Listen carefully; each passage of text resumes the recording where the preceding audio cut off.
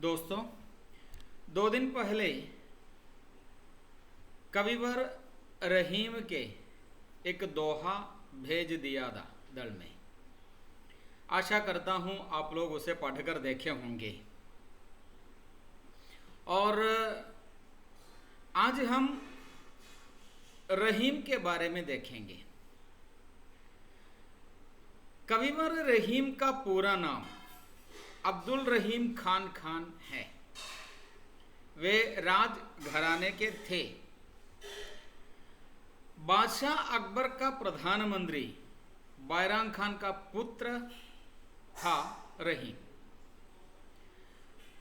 अकबर के पिताजी बादशाह हुमायूं की पत्नी की छोटी बहन रहीम की मां थी।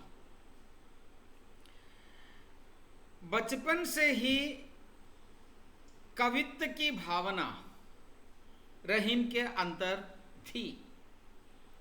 पिता के देहांत के बाद बादशाह अकबर ने उनकी शिक्षा दीक्षा का संपूर्ण भार अपने कंधे पर उठा लिया था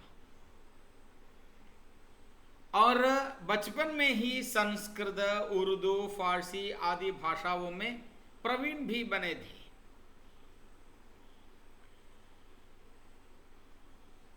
और जब तक अकबर का समय था, रहीम का समय अच्छा रहा।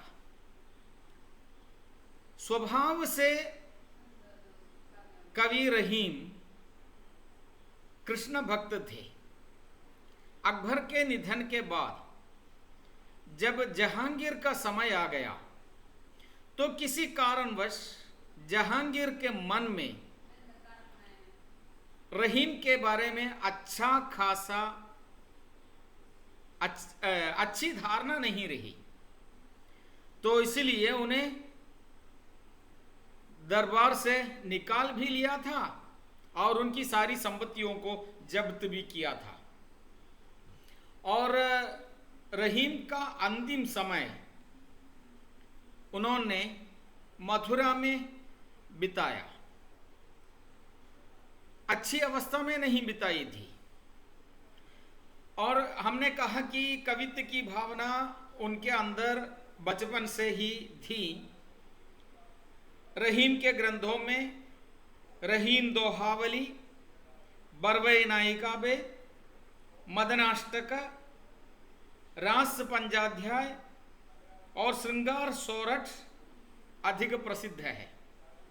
इसके अलावा रहीम सत्सई नामक एक पुस्तक भी उनकी मानी जाती है। और अपने जीवन में दान को ही सबसे महत्वपूर्ण भावना रहीम ने माना और अपना सर्वस्व दान करके ही वे संतुष्ट रहे। और रहीम का जन्म 1556 में हुआ था और मृत्यु 1635 में हुआ था। इतना है रहीम के बारे में। रहीम इतना सहृदय था, दुखियों का दुख देख भी नहीं सकते थे। रहीम के बारे में एक कहानी है। गोस्वामी तुलसीदास जी पर रहीम की अनन्य भक्ति थी। एक दफा एक साधु ब्राह्मण तुलसीदास जी के पास आकर उनसे कुछ धन मांगे थे अपनी बेटी की शादी के लिए। लेकिन गोस्वामी तुलसीदास जी के पास पैसा कहाँ, वे स्वयं भीख मांग कर जीवन का निर्वाह करते थे। उन्होंने एक दोहा लिखकर उस ब्राह्मण के पास दे दिया और कहा कि रहीम के पास दे जाने के लिए।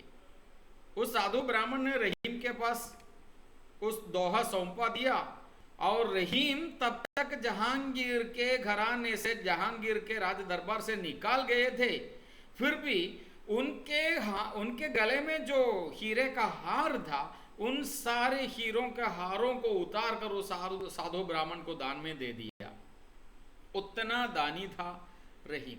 लेकिन रहीम के जीवन के अंतिम समय अच्छा नहीं रहा।